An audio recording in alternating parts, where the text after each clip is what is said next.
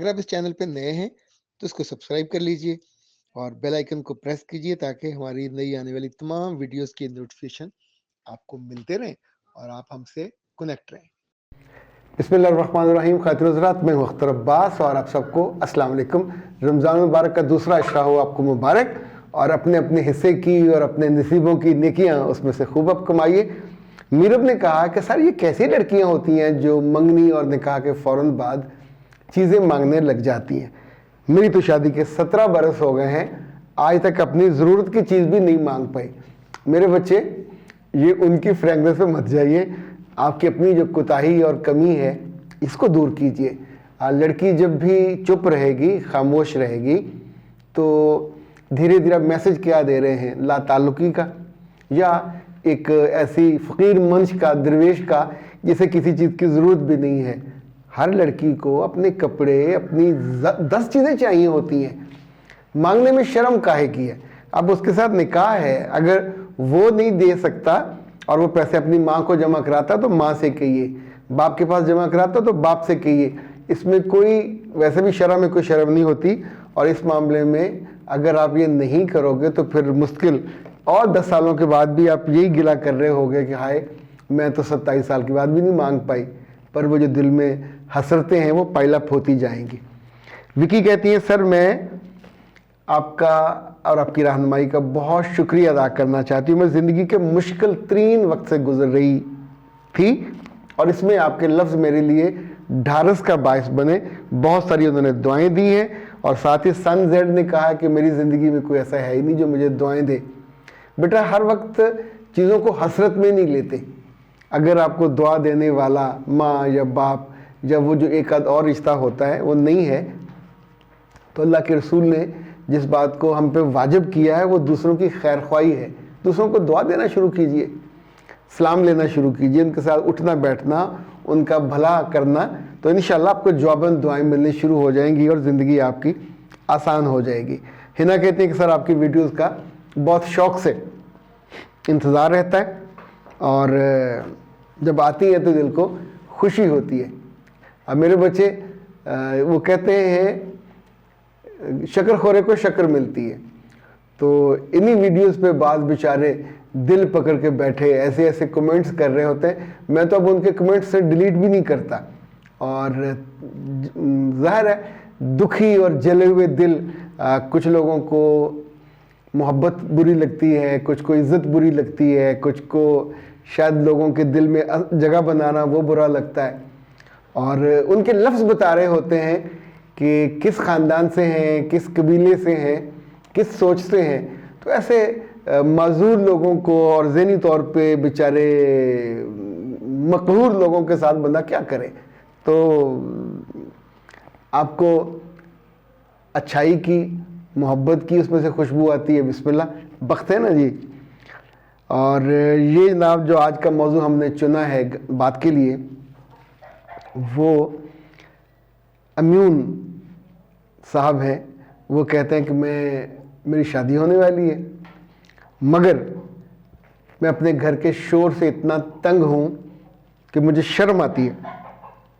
अगर आप इस चैनल पे नए हैं तो इसको सब्सक्राइब कर लीजिए और बेल आइकन को प्रेस कीजिए ताकि हमारी नई आने वाली तमाम वीडियोस की नोटिफिकेशन आपको मिलते रहें और आप हमसे कनेक्ट रहें। घर में छोटा हूँ, किसी को मना भी नहीं कर सकता, किसी को क्या भी नहीं सकता और इस वजह से मैं अब चिड़चिड़ा हो गया हूँ।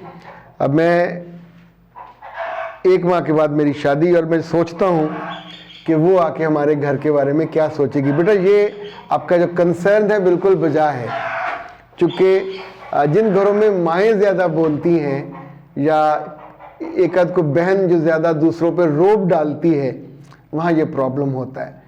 माँओं को लगता है शोर मचाने से दूसरे ज़्यादा सुन लेते हैं, नहीं सुनते।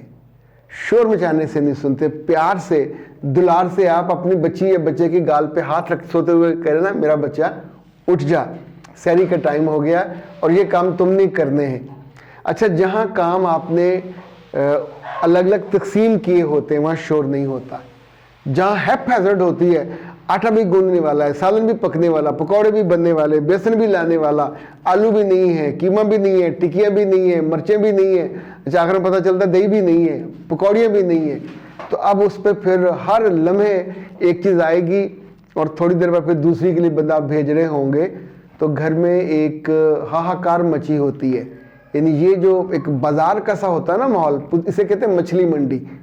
तो जिन घरों में अगर डिसिप्लिन ना हो, समझदारी ना हो, चीज़ों को वक्त पे प्लान ना किया जाए, अंग्रेजी का एक बड़ा खूबसूरत मुहावरा है, वो कहते हैं कि fail to plan is plan to fail. अगर हमारी बड़ी औरतें या घर का जो भी सरबराह है वो चीज़ों को प्लान कर लिया करे, डिस्ट्रीब्यूट कर लिया करे, डेलीकेट कर लिया करे, ये जो डेलीगेशन ऑफ पावर है इसी से तो चीज़ें आसान हो जाती हैं। बट जिसके ज़िम्मे जो काम है उसने वो किया हुआ हो तो फिर सुबह सुबह आपको मुसीबत नहीं होती, ना शाम को मुसीबत होती है।